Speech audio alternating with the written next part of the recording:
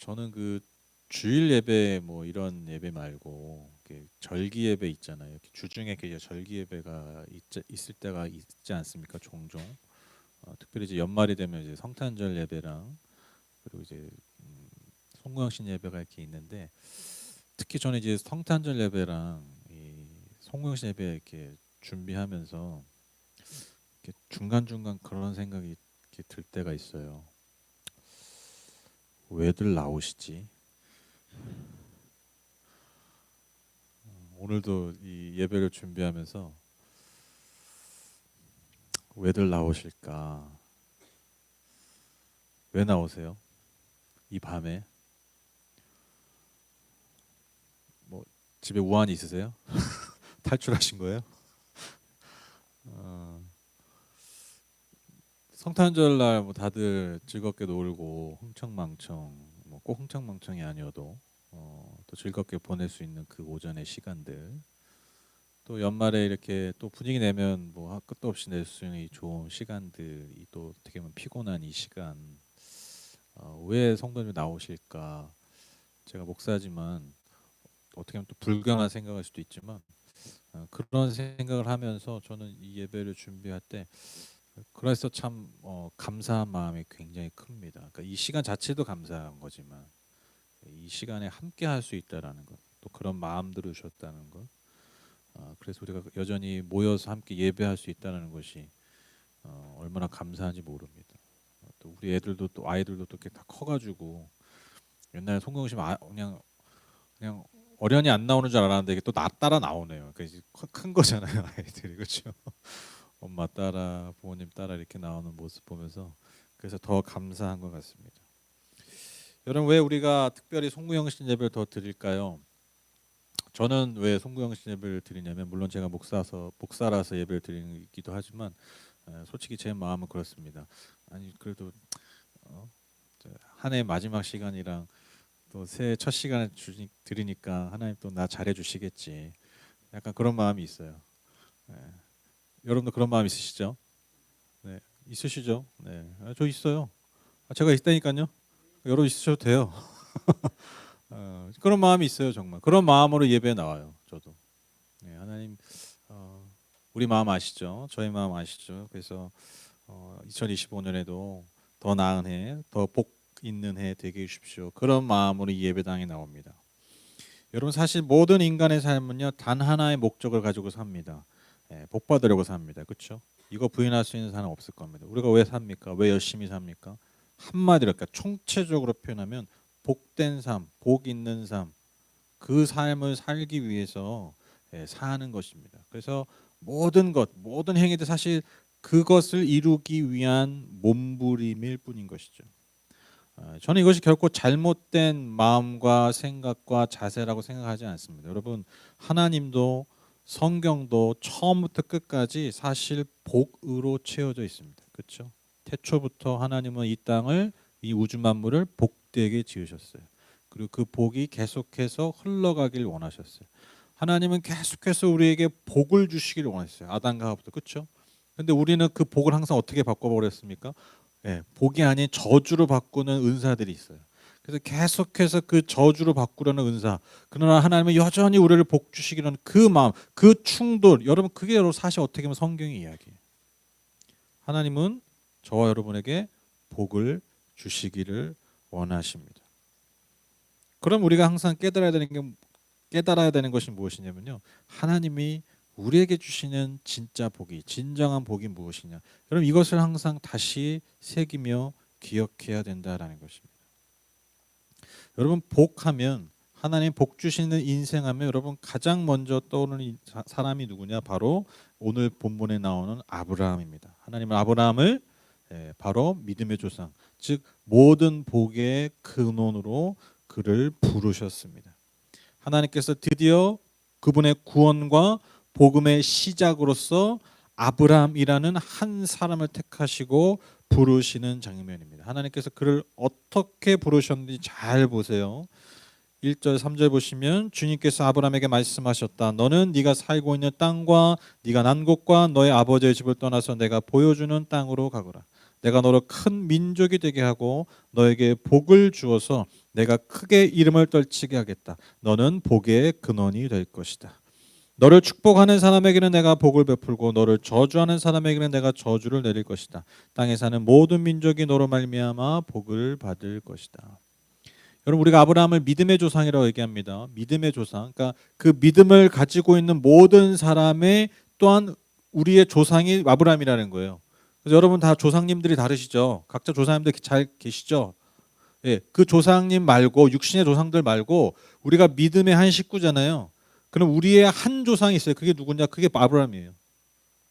아브라함으로부터 그 복음이, 그 구원의 은혜가 어떻게 보면 본격적으로 시작된 거거든요. 우리는 그 맥락 가운데 있는 거예요. 그 흐름 가운데 있는 거예요. 근데 여러분, 하나님이 아브라함을 부르셨잖아요. 근데 부르셔서 뭐 하셨어요? 뭐 약속하신 거예요? 복 주시겠다는 거예요. 그렇죠? 복 주시겠다는 거예요.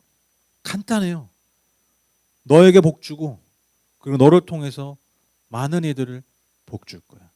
이게 여러분 성경의 시작부터 끝까지 하나님의 일관된 저와 여러분을 향하신 동일한 뜻이라는 것입니다. 그런데 여러분, 이 부르심 이후에 아브라함이 정말 자신의 가족들, 친척들을 떠나서 하나님의 약속의 땅인 가나안 땅으로 갔는데, 여러분 아브라함의 그 이후의 삶을 성경을 읽어보신 분들은 아마 잘 아실 겁니다. 여러분, 아브라함이 그 가나안 땅에 가서 정말 탄탄대로의 삶을 살았습니까? 하는 일마다 잘 됐습니까? 아무 문제가 없었습니까? 애새끼들은 잘 크고 잘 자라고 그러고 잘 컸습니까? 가정에는 항상 평안했습니까? 사건 사고 없었습니까? 제가 지금 방금 말한 그 반대 이야기들 여러분 가나안 땅에 계속 이루어졌죠. 그렇죠? 여러분, 아브라함이 가나안 땅에 가자마자 뭘 만났습니까? 기근을 만났어요. 그렇죠? 그러니까 너무 기근이 심해가지고 곡식이 있는 저 애굽, 이집트로 피신할 수밖에 없는 그런 상황까지 오자마자 여러분 그 당혹스러운 생각해 보십시오. 하나님 부르셔가지고 갔는데 뭔가 좀 이렇게 잘 준비될 줄 알았는데, 뭔가 하나님 손 대일마다 잘 될 줄 알았는데 가자마자 뭐예요? 굶어 죽게 생겼다는 거예요, 한마디로. 하나님의 약속이 틀리신데요.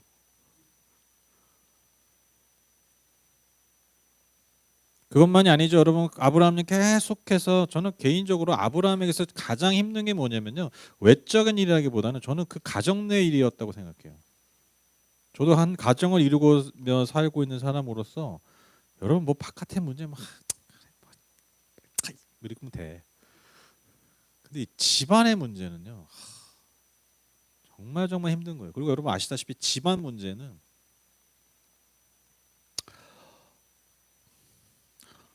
오래 갑니다. 그렇죠. 단기적으로 해결되는 문제는요 거의 없어요. 집안 문제들의 특징이 거예요. 손대기 힘들어요. 손대기. 해결책을 찾기가 어려워요. 심지어 해결책을 알아도 고치는 게 힘들어요. 그게 집안 문제예요. 아브라함은 계속되는 집안의 갈등과 문제로 골머리를 썩었어요. 여러분, 우리가 생각하는 흔한 복 있는 사람, 복 받은 사람, 복 받은 가정의 모습이 사실 아니에요. 내외적인 문제들이 끊임없이 아브라함의 삶을 위협해 왔었다라는 것이죠. 우리가 주목해야 될 것이 바로 이 지점입니다. 그러면 하나님이 약속하신 복, 아브라함이 약속하신 그 복과 이 아브라함의 실제 가나안 땅에서 겪은 그 간극이 있잖아요. 중요한 게 뭐냐면요, 이 간극을 우리가 어떻게 바라보냐는 거예요. 이 간극을 우리가 어떻게 해석하느냐. 그것이 굉장히 중요합니다.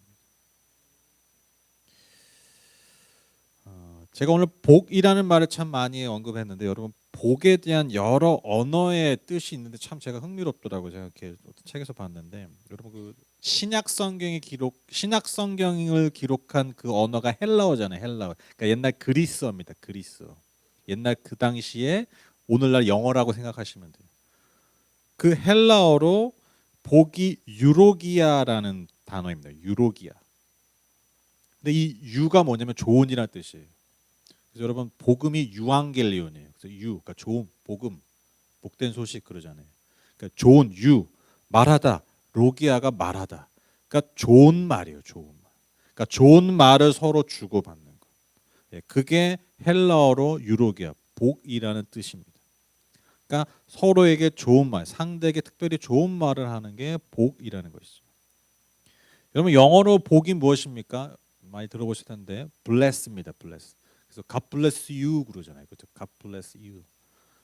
근데 이 bless가 뭐와 연관된 단어냐면 피라는 영어 단어죠. blood랑 연관된 단어입니다. blood.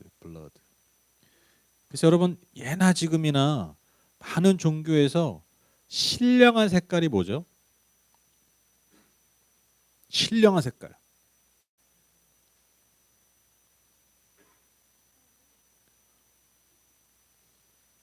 신령한 색깔. 우리 목사님 아주 그냥 7가지를 얘기하시네. 그 중에 하나 맞으라고. 신령 아니 그 아주 그 예배 때 쓰는 색깔 있잖아요. 빨간색이죠. 빨간색. 부적도 빨간색으로 하고. 그 예나 지금이나 여러분 그 종교에서 많이 쓰는 게 그 빨간색이죠. 근데 왜 빨간색 쓰냐고요? 왜 예배 때 왜 빨간색을 많이 써요? 많은 종교에서 왜? 왜 실력? 빨갛게 뭐와 연관이 되어 있기 때문에. 예수님은 너무 우리 얘기고요. 네, 그러니까 피와 관련됐기 때문에 피. 그러니까 그 피가 그 붉은 그러니까 그 피가 그래서 여러분 옛날부터 제사 될 때 짐승을 죽이잖아요. 나오는 피잖아요. 그래서 그것을 사람에게 뿌리거나 물건에 바르잖아요. 왜? 보호하기 위해서. 악귀로부터, 악한 귀신으로부터. 많은 여러분 뭐 샤머니즘이나 많은 그 종교들에서 피를 이용하고 빨간색을 이용하는 게 바로 거기. 피와 연관됐기 때문에 피라는 것이 즉 붉은색이 악귀들을 막아주고 보호해준다는 그런 동서고금을 막론한 어떤 그런 전통들이 있어요. 종교적 전통들이 있어요. 그래서 여러분 영어의 블레스가 바로 이 블러드로부터 나온 거예요. 피. 즉 사물이나 사람에게 뿌려서 재앙이나 악귀를 막는 것. 그것이 복이라는 거예요. 복. 여러분 한자의 복 제가 계속 말하는 복 이게 한자잖아요. 한자. 근데 이게 제사를 잘 드려서 뭔가 하늘의 복을 받는 채우는 것을 뜻한다고 합니다. 그래서 좀 이렇게 이 복자라는 글씨 보면 이렇게 좀 말 그대로 좀 복스럽게 생겼잖아요. 제가 뭐 가지고는 않았지만 이렇게 좀 뭐가 이렇게 뭐 한가득 뭐가 담겨 있는 그런 느낌이잖아요. 그게 우리가 생각하는 흔한 복. 그것이 그 단어 안에 담겨 있다는 것이죠. 그래서 동서고금의 어떤 그 복이라는 어떤 단어를 좀 유추해 보면 그 근원을 좀 살펴보면 정리하자면 좋은 말을 서로 나누는 거. 여러분 말에 영향 있고 잘 아시잖아요. 좋은 말을 서로 주고받는 거. 그리고 재앙이나 나쁜 귀신으로부터 나를 지켜주는 거, 보호받는 거. 그리고 그래서 이 땅에서 장수와 부귀와 건강을 누리는 거. 여러분 이게 복이라는 것이죠. 근데 하나의 언어가 더 남았습니다. 그게 뭐냐면 히브리어입니다. 히브리어는 여러분이 읽으시는 구약 성경을 기록한 언어입니다.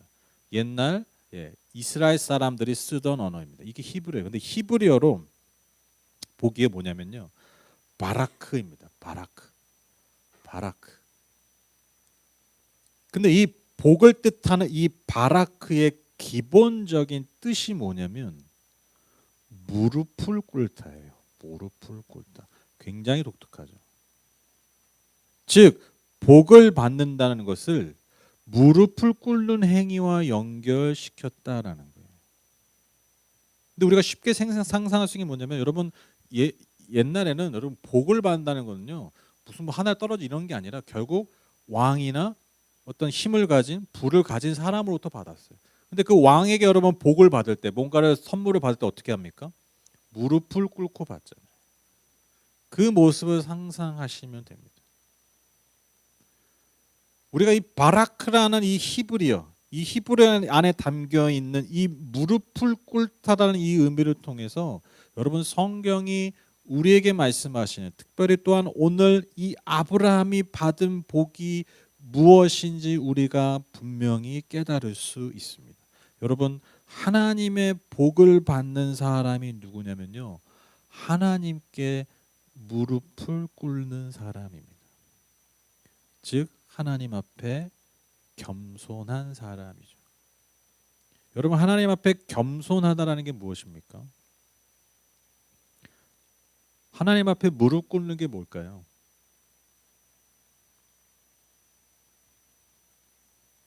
우리 늘 편안하게 앉아서 예배드리잖아요, 그렇죠? 뭐 푹신푹신하고 좀만 딱딱하면 우리 불편해하잖아요, 그렇죠? 좀만 불편하면 성령이 오셨다 가시잖아요, 그렇죠? 그렇잖아요. 우리 불편 못 참아요. 예배 때 편안해야 돼요. 온도도 23, 4도 딱 돼야 돼요. 한 21도만 돼도 춥다고 막 그러시더라고요. 굉장히 예민하거든요, 우리가 예배 드릴 때. 우리의 어떤 육체적 컨디션이. 근데 여러분, 예배한다는 게 뭐냐? 진짜 하나님 앞에 예배한다는 게 뭐냐? 결국 무릎 꿇는 건데, 여러분 우리 무릎 꿇지 않잖아요. 근데 하나님, 우리가 겸손하게, 우리가 행위로서의 무릎 꿇지 않지만, 여러분 무릎 꿇는다는 게 무엇입니까? 하나님 겸손하다는 건데, 여러분 저는 겸손을요 크게 두 가지를 말씀드리고 싶어요. 첫째로 하나님의 존재를 그냥 인정하는 거예요. 일단 하나님 존재 인정은 그게 뭐 대단한 거야? 아니요. 여러분, 이 말을 잘 새기셔야 돼요. 신앙에 있어서의 모든 문제의 그 근원을 가면요, 결국 여기에요. 하나님의 존재를 인정하지 않는 거. 잘 생각해 보세요. 신앙의 모든 문제, 다양한 문제 있잖아요. 그 근원으로 들어가면 결국 이거예요. 하나님의 존재를, 나의 존재가 온전히 인정하지 않는 것입니다. 그래서 여러분, 우리가 계속해서 창조주 하나님, 나를 구원하신 그 하나님을 인정할 수 있어야 됩니다. 거기서부터요, 진정한 겸손이 나옵니다. 내가 하나님의 존재 인정하면요, 그래서 두 번째로 겸손이 뭐냐? 내가 가진 모든 것이 하나님으로부터 온 것임을 또한 인정하게 됩니다. 여러분, 이게 겸손입니다. 이게 하나님 앞에 무릎 꿇는 거예요. 여러분, 우리가 한 해 동안 너무너무 수고하셨죠, 그렇죠? 한 해 동안 열심히 사셨죠, 그렇죠? 진짜 열심히 사셨죠. 네. 보통 이러는데, 어떤 분 이러는데 이러면 안 되는데. 네. 다 열심히 사셨어요. 얼마나 열심히 사셨습니까, 그렇죠? 그래서 우리가 수고한 열매도 있을 겁니다. 우리가 거두는 결실도 있을 겁니다. 그대로 그 모든 것들이 여기까지 우리가 서 있는 이 순간까지 결국 누구로부터 온 것입니까? 하나님으로부터 온 것이. 여러분, 그것을 우리가 인정할 수 있어야 됩니다. 이게 겸손이에요. 이게 왜 중요하냐면, 여러분, 인간은요, 조금만 성공하면요, 조금만 뭔가 이루면요, 그게 나의 것으로, 나의 능력으로, 나의 힘으로, 나의 노력으로, 나의 지식으로, 나의 번뜩임으로, 내 수고와 내 헌신, 내 눈물로 이룬 줄 알아요. 오해하지 마세요. 부인하는 게 아니에요. 그거 별거 아니다라는 얘기 아니에요. 여러분, 하나님께서 우리에게 오늘 이 시간을 허락하지 않으시면 그 모든 수고와 노력은 여러분 사실 아무것도 아니라는 거예요.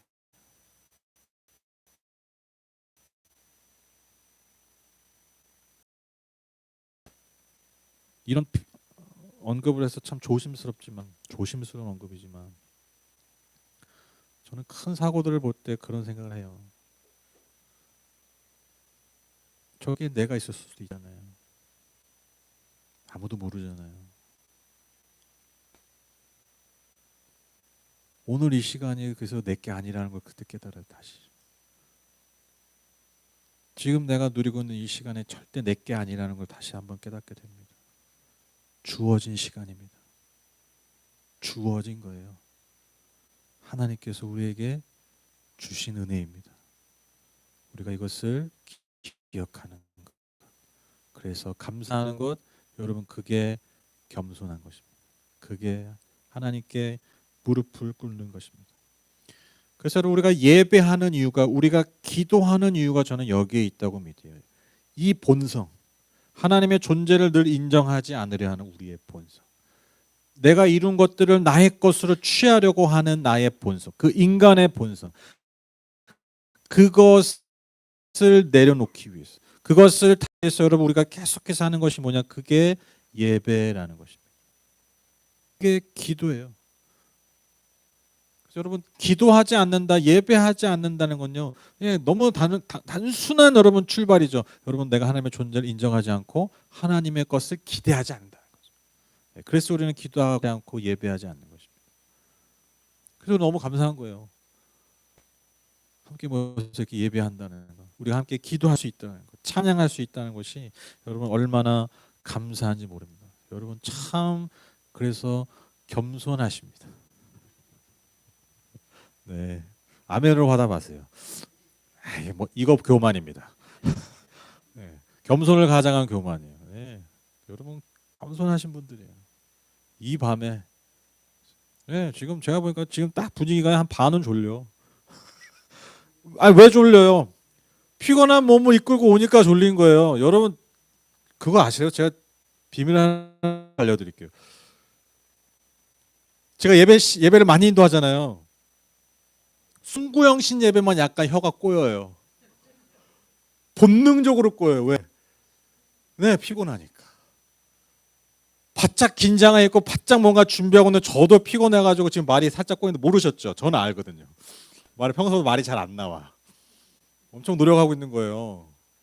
여러분 얼마나 피곤하시겠어요? 여러분 얼마나 겸손하세요? 그래서 그게 은혜예요. 그게 은혜예요. 그만한 은혜가 없습니다. 두 번째입니다. 무릎을 꿇는 사람은 속사람이 무릎을 꿇은 사람이다. 내 속사람, 내 속사람. 여러분 하나님이 복 주신 사람, 하나님이 복의 근원이요 통로로 사용하신 이거 방금 그랬잖아요. 사 이러잖아요. 하나님이 그 존재를 복되게 사용하신 사람의 공통점이 있어요. 그게 뭐냐면요, 무릎을 꿇는 과정이 있었다라는 거예요. 한 사람도 예외 없이. 오늘 읽은 본문의 그 아브라함. 여러분 지금 아브라함이 겪었던, 아까 제가 가나안 땅에서 겪었던 일 말씀드렸잖아요. 간단하게 말씀드렸는데 여러분 그게 그냥 고생입니까? 그게 그냥 가정의 문제입니까? 그냥 고통입니까? 아니에요. 그 모든 과정을 통해서 결국 그가 이뤄낸 또 하나님께 주신 은혜가 무엇입니까? 그가 그의 속사람이 무릎을 꿇는 존재가 됐다라는 것입니다. 야곱도 그랬습니다. 여러분 잘 아시는 다윗도 그랬습니다. 그는 광야를 통해서 진정 높은 보좌에 앉기 전에 먼저 하나님 앞에 무릎을 꿇었어야 했다. 그 속사람이 왕의 자리에 앉기 전에 그 속사람이 무릎을 꿇는 존재가 그 광야에서 되었다라는 것이죠. 여러분 잘 아시는 예수님의 제자들도 그냥 실패한 게 아니에요. 그게 뭐냐면요, 그게 무릎을 꿇는 과정이었다라는 거예요. 저는 제가 예를 들면 청소년들 예배하고 그럴 때, 청소년 집회하거나 이제 그 강의가 이렇게 할 때 제가 항상 강조하는 게 있어요. 완전해지려고 하지 말아라.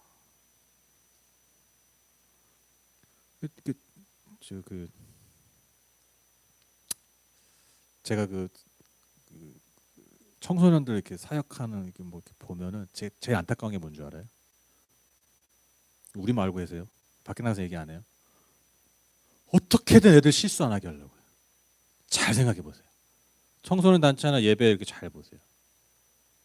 어떻게든 애들 실수 안 하고 세상에 물들지 않고, 그렇죠? 실수 안 하고 죄 안 짓게 하려고. 메시지들 이런 게 거의 그런 거예요.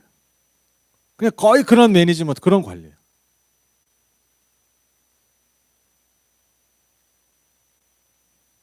제가 작년에 이스라엘에서 청소년들이랑 했을 때 제가 그걸 감지 못했겠습니까? 역시나 또 막 어른들, 부모들 뭐 역시나 다 그런 분위기. 이게 나쁜 건 아닌데 저는 그 숨이 막혀. 제가 계속해서 전달 메시지가 그럴 수 있어. 그럴 수 있어. 물론 그럴 수 있다는 게 그래도 된다는 얘기는 아니야. 근데 그럴 수 있어. 너희는 아직도 어리기 때문에, 아직도 가능성이 많기 때문에, 그리고 실수를 통해서만 배우는 것이 있기 때문에. 예수님이 제자들이 배신할 때 그냥 놔두신 이유가 여기 있다라는 거예요. 무릎을 꿇어야 돼요. 실수해봐야 돼요. 그래야 여러분 정말 나라는 존재를 더 깊이 더 제대로 깨달을 수 있거든요. 그리고 그 실수의 자리에서 만난 그 하나님의 은혜, 그 예수 그리스도의 그 보혈의 값을, 그 가치를 맛볼 수 있거든요.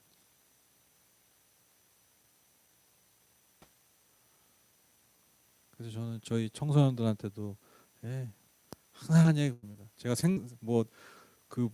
정신 버리고 없고 그냥 뭐 별 생각 개념 없어 하는 얘기 아니야. 항상 하는 얘기 그거예요. 전해주는 메시지가 괜찮아, 괜찮아. 해봐. 괜찮아. 실수해도 돼.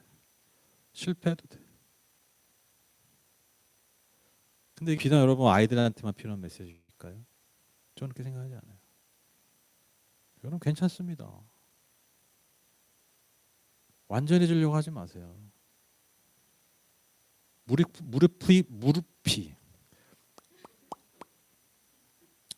무릎이 꿇리면 꿇으세요. 네. 그 꿇은 무릎을 그대로 여러분 기도하세요.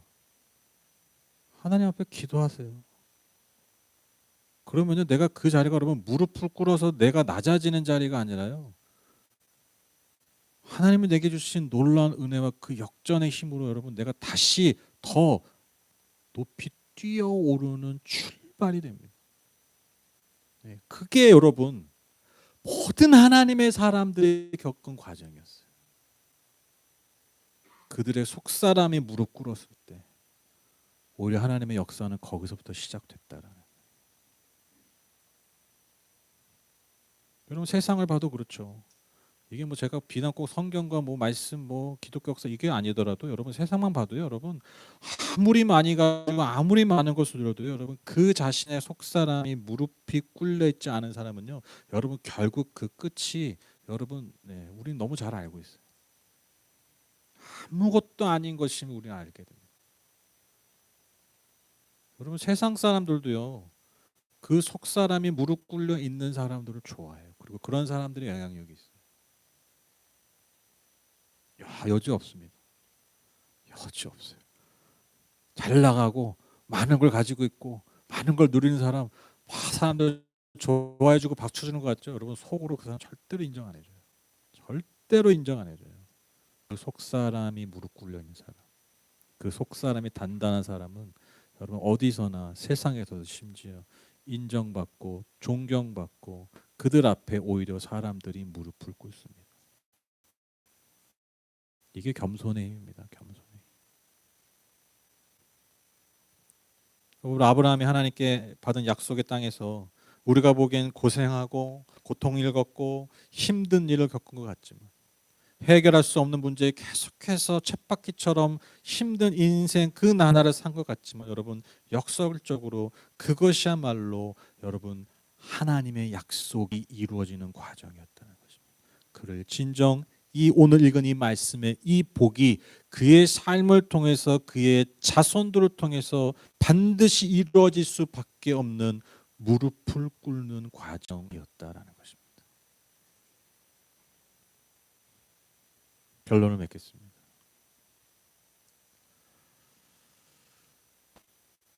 우리 좌우 앞뒤 분들에게 이렇게 인사했으면 좋겠습니다. 작년에 수고 너무 많으셨습니다.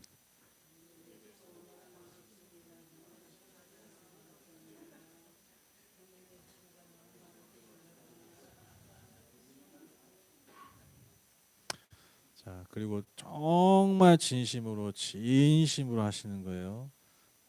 오른손으로 머리를 쓰다듬든 가슴을 쓰다듬든 너 작년에 진짜 수고 많았다. 여러분 스스로를 격려해 주세요. 빨리 진심으로. 진짜 수고 많았다.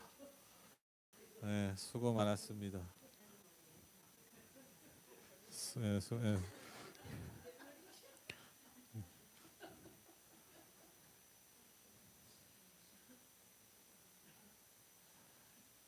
여러분 2025년 시작됐습니다. 음, 여러분 하시는 마다 다 잘 될 겁니다. 좋은 일 일어날 겁니다. 행복한 일들이 가득할 것입니다. 제 마음, 제 입술은 그 말을 하고 싶지만 우리 또 올 한 해 잘 버텨내야 됩니다. 저는 그런 글쎄요 가벼운 그냥 그냥 선언 격려 그건 뭐 그냥 개인적으로 하는 거고요. 그 말이 잘못됐다는 게 아니라. 근데 저는 더 중요한 말씀이 필요하다고 믿습니다. 역설적으로 우린 또 올 한 해 우리의 무릎을 하나님 앞에 꿇을 일들이 있을 것입니다. 근데 여러분 두려워하지 마세요. 걱정하지 마세요. 그게 우리를 진짜 복되게 하는 것입니다. 하나님은 그저 우리의 무릎을 아프게 하기 위해서 우리 그냥 무릎 꿇리게 하기 위해서 그런 분이 절대로 아니시라는 거예요. 우리가 겪는 그 모든 어려움들이 사실 우리를 진정 복되게 하는 더 아름답게 우리의 삶을 빚어가시는 하나님의 은혜의 손길임을 믿고 우리가 그것을 기대하셨으면 좋겠어요. 그걸 좀 기대했으면 좋겠어요. 어차피 어려울 거 그렇잖아요. 아니 생각해 보세요. 어차피 어려울 거잖아요. 그렇죠? 어차피 어려울 건데 하루 날 잡아가지고 시작하나 여러분 괜찮을 겁니다. 좋은 일 이런 자기 체면하지 말고 이거보다 더 오래 가는 게 이거예요. 어차피 어려울 거 이게 좋은 거래. 여러분 이걸로 생각을 바꿔버려요. 어차피 어려워요. 제가 지난주 설교 그랬잖아요. 그저께 설교 그랬잖아요. 여러분 그럼에도라는 말 얼마나 많은 의미가 담겨 있습니까? 근데 그럼에도 여러분 그게 다 가치 있는 삶이셨다라는 거예요. 저 여러분 2024년이 여러분 실패했어도요 힘들었어도요 다 가치 있는 삶이었다는 거예요. 왜? 하나님이 그걸 그렇게 봐주시기 때문이에요. 마찬가지입니다. 여러분 누가 볼 땐 아브라함의 인생이 가나안 땅에서 죽도록 고생한 것 같지만 아니요 어느 누구도 아브라함의 삶을 그렇게 바라보지 않아요. 왜요? 하나님이 그렇게 바라보셨기 때문에 하나님이 그렇게 열매 맺으셨기 때문입니다. 그 후손인 그 믿음의 후손인 저와 여러분의 삶도 다 동일할 줄 믿습니다. 여러분 어차피 어려울 건데 괜찮습니다. 그것이 우리를 진짜 복되게 할 모든 순간들입니다.